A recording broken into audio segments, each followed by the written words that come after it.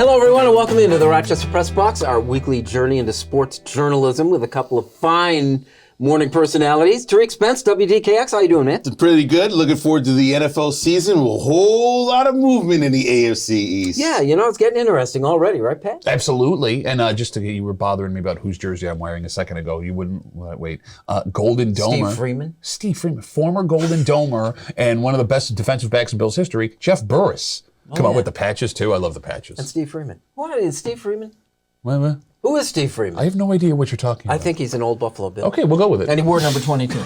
And I'll stand by that because I don't think anybody's going to challenge me on that. So you were talking about the AFC East. They added a couple of high-profile running backs.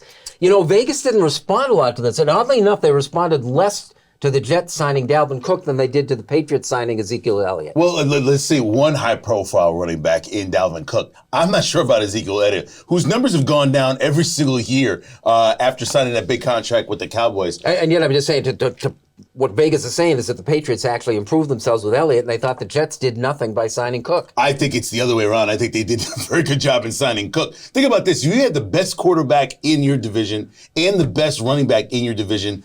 Two separate teams, now they're on the same team in a very challenging AFC East. It makes for an interesting discussion. It makes the Jets look a little bit better. Now, for Ezekiel Elliott, they don't have a lot of weapons in New England. So him coming on is somewhat of a weapon, but I don't know how many miles he has left in those legs left. What team has the best quarterback and the best running back in the AFC East? Aaron Rodgers is not the best quarterback in the AFC East, not even by a long shot. You can make the argument he's the third best quarterback in the AFC East right now. How many MVPs does he have? How many Super Bowls has he won? My grandpa served in Korea. They wouldn't send him overseas right now. The point that I'm making is we're moving forward. What has happened in the past does not qualify for the kind of quarterback that you are now. Okay. And to go back to what you're saying before, I completely agree with what Vegas is saying. Ezekiel Elliott fills a role in New England, right? He's not going to be your bell cow back, but he did have really high numbers last year. Rushes. He's a puncher. Yes, where you needed 3 yards or more, and he had amazing numbers inside the 5-yard line. So, look, it doesn't make the Patriots much better, but it fills a need you have. What does Dalvin Cook do that Breece Hall doesn't? Who, by the way, just was activated off the PUP list. You also have, I am scared for the Jets if I didn't hate the Jets. You have a quarterback that's a megalomaniac that's now starting to become obvious if you're watching Hard Knocks, okay? You have a head coach that cannot manage the team that he had last year that had no stars on it. Now you have nothing but names in your locker room. But meanwhile, an offensive coordinator in his first year who failed miserably in Denver last year now has something to prove. He's under a ton of pressure, and you have to manage this running back along with the expectations of the quarterback? I.e., this reeks of Philadelphia, late 2010s? The super team thing, nobody's saying that. Nobody's going to that level. You just said best quarterback, best running back. But combined together on the same team, whose defense last year was pretty good, and if they had a decent quarterback, maybe it would have challenged a few people in the AFC East. No, don't get upset, Duffy. It's the truth. Yeah, you made a reference to best running back in the division, and I'm trying to think, I don't think I know who that is. No, I mean, who do you think it is? He is the best running back in the division. You can make the argument that Dalvin Cook is the best running back in the division, depending on what his brother James Cook does in Buffalo this year, because he did look great in that opening preseason game. What if he was that guy? Are we really comparing Dalvin Cook to his brother who had a decent year, one of which you didn't think the Bills needed at the running back position because they don't need a running back, yet he still has that value? If you're going to compare any running back, wouldn't it be closest to the guy he grew up with and shares genetics with? Oh, my God. What better comparison would there be between two brothers? Are you saying right now you would take James Cook on the Bills or Dalvin Cook? Well, let's put it this way. The Bills had the opportunity to go get Dalvin Cook. They did. And they didn't. They stuck with James Cook. So what does that tell you? Different direction, because we all had a chance to see him. What do you think of the Richardson kid for the Colts? I thought he was flash. I thought he was pretty good. I mean, obviously the first play interception did not look great. But think about it. It's his first NFL preseason game. It's first chance to see him. I get it. He had a series. I think it was the third series. He looked pretty good moving the football. Now, remember, they already announced him as a starting quarterback, so the Colts, this is what they're at. Yeah. If they got a running back in Jonathan Taylor that comes in, maybe the Colts might be better than they are right now. But if it's all on this kid, he's going to make a lot of mistakes. He's going to go throw a lot of picks. He is going to be exciting. The comp you hear most often is Josh Allen. Yeah, but I mean, that's the comp you're going to get for any big guy that's unproven coming in the league. And that can run. Exactly. Like, Phillip Rivers would have been Josh Allen coming in the league. Ben Roethlisberger would have been Josh Allen coming in the league. I'm just saying, it's the same size. He does have a good arm. Richardson does have a great arm. Look, I mean, the Colts are doing it the right way. You're going to live and die with this pick, which you should when you take him 4th overall. So you take your lumps this year, you see what the kid can do, you try and protect him the best you can, and hope that he takes that step forward year 2, year 3 that Josh Allen took. We're the Rochester Press Box. We're talking Buffalo Bills next.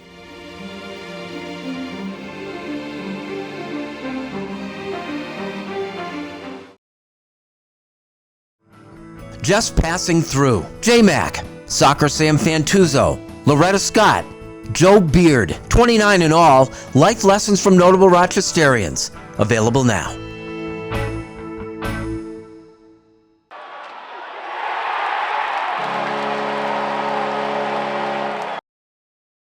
I have some travel books, Volume 1, Volume 2. You'll be able to get one of these books for free when you buy the new Volume 2 for only $14.95. Contact me at MikeTheGetawayGuy@gmail.com. Our Buffalo Bills segment brought to you by Connors and Ferris, your trusted and dedicated workers' comp attorneys and proud sponsor of Buffalo Bills Training Camp.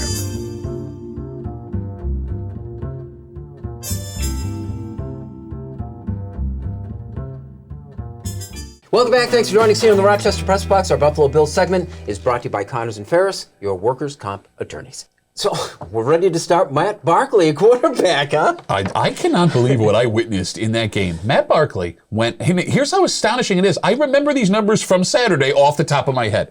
14 of 15 for 172 yards and 2 touchdowns in under a half of football. And Best quarterback in the NFL right now. What is remarkable, Bill, past those numbers, is that if you watched him physically throw the ball, you would not believe that man is an NFL quarterback. His release was so slow, I thought my TV was broken. I'm not even exaggerating. There was a point where after every great play, he was taking 20 seconds to high-five every player in the huddle coming back. And you might believe this because he's being a rah-rah guy. I think he was legitimately just trying to catch his breath before he had to snap the ball again.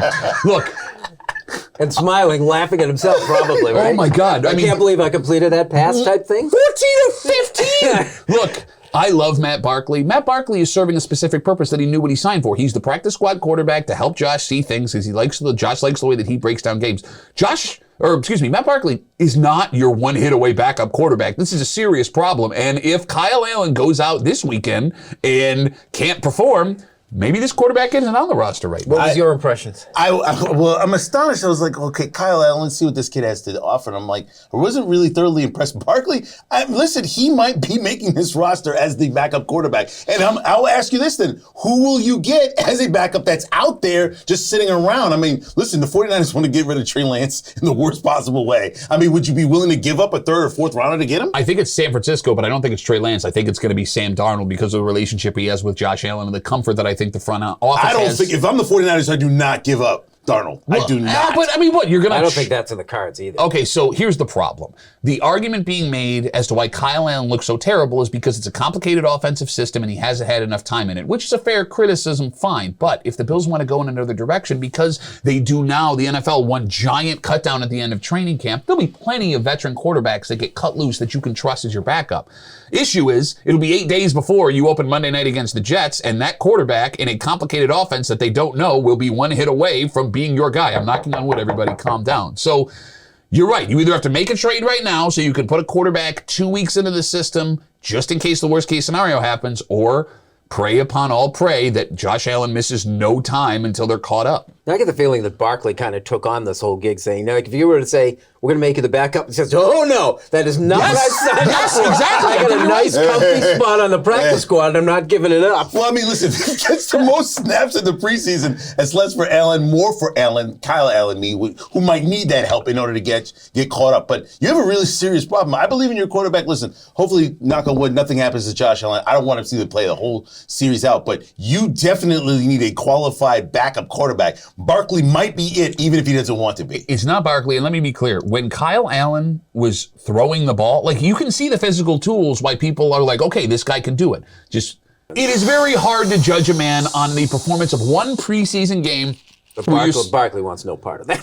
No. I mean, look at him. I think he had a bag of chips under his jersey while he was out there. He used to be really good. When he came out of USC, he was one of the top guys. Everyone said, this guy's going to be great. Going into his senior year at USC, or the last year he played there, he was in talks to be the top overall pick. I mean, it's nuts. And yet you would take Sam Darnold right now over him who also play at USC. I mean, look, Matt Barkley is 32 years get him old. cheap. He's 32 years old, and right now he's got barbecue sauce on the side of his face. Like, yes, he's a practice squad quarterback. It's true. Our Buffalo Bills segment is brought to you by Connors and Ferris. Like it or not, is that.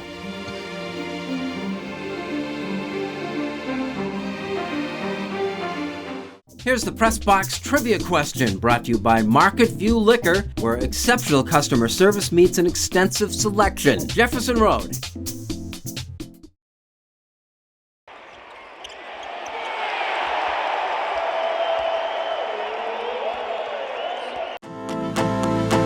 Hey, hello again. Mike O'Brien, your getaway guy. Are you ready for one of the most amazing getaways here at Niagara Falls, USA? Come along for the ride. It's Cave of the Winds. Look for the Getaway Guy on Facebook. Here's the Press Box Trivia answer, brought to you by Market View Liquor, where exceptional customer service meets an extensive selection. Jefferson Road at 390. Welcome back. Thanks for joining us here on the Rochester Press Box. Like it or not, brought to you by Sport Clips. With the MVP experience is better than ever, Sport Clips. It's a game changer. No appointments needed. Stop by a Rochester location today. Like it or not, situation with the LA Angels after the trade deadline and deciding to keep Shohei Ohtani. They're 3-11, and he's not pitching. Well, listen, it's funny. They're going to totally lose out on Shohei. They're not going to be getting any value back for him, and that's what the Angels get. I mean, listen, let's honestly look at this from a standpoint of they're not going to make the playoffs. That's fine. It's another year with Trout. It's another year with Shohei. It's time to blow it up. I mean, it's not working. It hasn't been working. The Dodgers outpace them when it comes to basically attendance and fanfare. It doesn't work. It's not working. Start all over again. Hindsight's easy, right? It doesn't. But this wasn't a good move. No. I mean, we probably could have seen even at the deadline it wasn't a good move, right? Because even if you were going to make a push, what were the odds you were going to take on those juggernaut teams in the playoffs? But, it doesn't make sense. You have two generational players on the same roster. You just have to plug a couple of holes. You can't do it. Hell, one of those guys can hit and pitch. He plays two positions, some of the best in Major League Baseball. And could be an all-star in either one of them. Exactly, and not only are you not able to win with both of those players, when it's obvious that things are not going to work for you, you give them away for nothing. Nothing! And you know what it does? It makes me rethink about how smart we think these franchises are. And the fact that they have money and they're building on it, they're not as good. I mean, look at Cleveland Browns. All these different things you see, I'm like, why do these guys keep losing? And it's just like, you know what? It doesn't matter if you have the money. You don't have the sports intellect to keep your franchise going. Okay, I'm with you there. The only explanation I will take from the front office of the Angels right now is that Shohei Ohtani makes so much money for the franchise just being on that team. They wanted those checks rolling in while they still have. You only got a couple more months they're not going to make that up if they were to sign him. Shohei's going to be able to move on and have a career on a team that's going to contend, where the way Trout's body is broken down, he may not have that opportunity. And you do understand now that players are now starting to see their value as far as, I can only stay with this team for a certain amount of time before I could actually get on a team that's going to win. If I see it going south, I got to get the hell out of Dodge. Quickly, like it or not, why does anyone care about James Harden? I have no idea. He's 34 years old. He's past his prime. He is nothing but a headache everywhere he goes. To say, like that statement he made in China about GM Daryl Morey out there, and I do Call not. him a liar. He's a liar. I will never play. And he says it twice. You want to talk about a power move? I don't get what he's contributing now to a team that's a legitimate contender. And where he wants to go. Apparently, the Clippers, who are not that much of a contender, they've kind of been on the same path as the Angels. You kind of wonder why this doesn't work. I'm not sure what to make of Harden, but he's got his last few NBA contracts to go. And he said he's making a lot of money this year. So I don't care where he goes, but he has a right to dictate it. I don't think he'll be able to. Unless I'm missing, I think this is the fourth time he's demanded out of a place. I just don't understand why there's always someone there who wants him.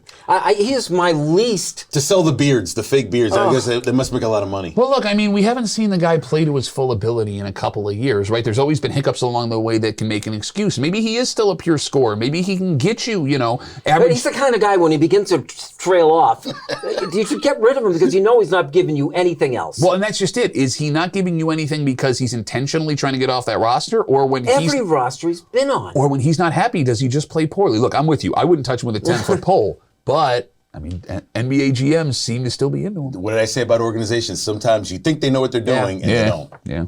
I Like It or Not segment is brought to you by Sport Clips. Unfinished Business is next.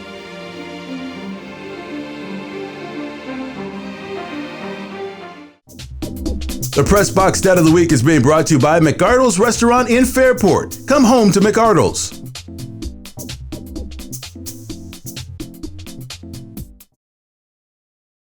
And now to Eichel. He floated one.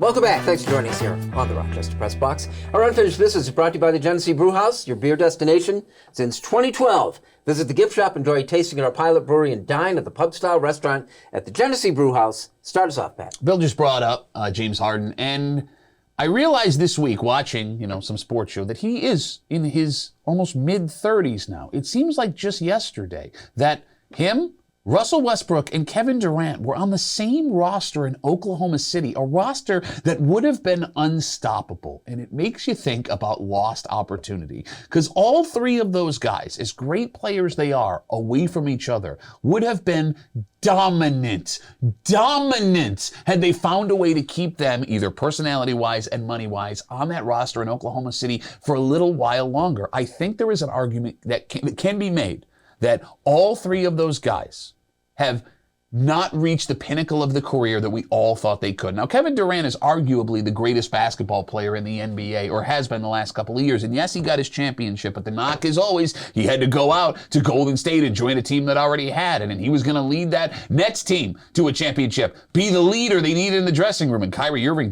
derailed that whole thing. And then a combination of Harden coming back and playing with Durant gets derailed again by Kyrie being in that dressing room. And Russell Westbrook he averages a triple-double, the first player since Oscar Robertson to do it. And what does he have to show for it? People that constantly want to kick him for the numbers that he has had in his career moving forward. Just imagine how different the NBA would be today if we had gotten 4 or 5 more years of Durant, Harden, and Westbrook winning championship after championship after championship. Because let's be real, had they stuck together, that's exactly what would have happened. Where are the trusts for the Heisman Trophy? Let me get this straight. Johnny Manziel, Johnny Football, has a new documentary, Untold, on Netflix. I encourage you to watch it because in it, he kind of admits to the fact that he was taking money for signing autographs. Yet the Heisman Trust tends to be very quiet about this. What? No reason to come back and get his Heisman and take it away like you did for Reggie Bush? The whole time I'm watching this thing, everybody has the love and fantasy of the quarterback who likes to party on Friday night and go win the college football game on Saturday. Manziel did that, found ways to do it, but it didn't jive in the NFL when he actually had 0 hours of studying on his iPad. And he admits 0 hours of it. Listen, Johnny Manziel went through a lot in his college career and was able to get the Heisman, first freshman to do so, and I don't think we'll get another freshman to do it again. But what's interesting about this is that he is touted as a Heisman Trophy winner, yet he broke some of the same rules that people took the Heisman away from Reggie Bush for. I just think Reggie just deserves his Heisman Trophy back, but then that's probably not going to happen. He was style and substance, from his Western Pennsylvania and Alabama University pedigree down to his white football cleats. Joe Willie Namath screamed stardom. To those of us who love the old American Football League, including many early Buffalo Bills fans, Namath became a legend when in 1969, he and the New York Jets took down the 17-point favorite Baltimore Colts in Super Bowl III. Joe parlayed that into a television movie career. He famously modeled in a Beauty Mist pantyhose commercial and eventually made it to the Pro Football Hall of Fame. There, his credentials remain relatively unimpressive, but that win on January 12th, 54 years ago, resonated very well. More recently, Namath showed up in a mink coat to toss the coin to start the 2014 Super Bowl. He jumped the gun and needed to do it twice. And in 2003, told ESPN reporter Susie Colbert on a live sideline mic, quote, "I want to kiss you." It's an incident that would have been more humorous had Namath not subsequently checked himself into an alcohol rehab center. But he remains iconic, and he's the one guy who justifies the Jets' existence. We bring this up because for the first time since Namath, the team appears relevant again, thanks to another marquee quarterback, Aaron Rodgers, who is trying to be, or pretending to be, everything that he wasn't in Green Bay the last 2 years. A good teammate. This should be a feel-good story. I mean, the Jets haven't been to the playoffs in 13 years. It's the longest active streak. Sound familiar?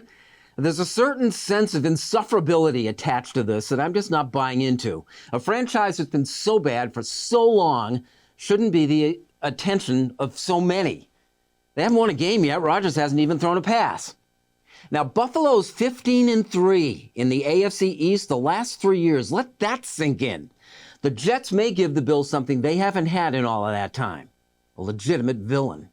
That's our Unfinished Business, brought to you by the Genesee Brewhouse, and that is our show. 15-3 is not bad. I didn't know that. That's insane. That is insane. How does it feel to have a villain, though, other than the Kansas City Chiefs? Well, you don't view him as that. I mean, you've been, from the very beginning, said that yes, this he Rodgers does. thing isn't going to work. I said it. I stand by it. He hates Patrick Mahomes, though. He hates him. I do hate Mahomes. Hey, thanks for joining us here in the Rochester Press Box, and we'll see you again next week. I do hate him. I can't watch quarterback. Can't do it. His voice. That's it. Such a